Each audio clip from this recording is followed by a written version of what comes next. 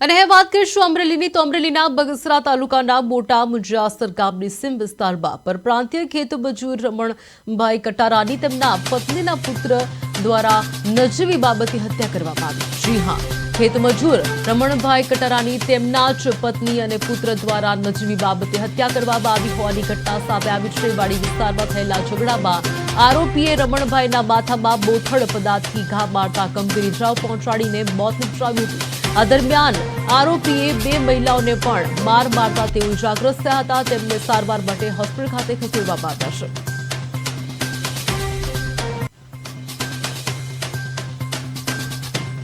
તો પપ્પાએ કીધું કે ખાવા બની ગયું હે તો આપણે ચા મોડાથી પીવું એમ, ને મમ્મીએ પછી જબરજસ્તી કરીને ચા મૂકતા હતા। પપ્પાએ ચા મોરસના ડબલા લઈ લીધા।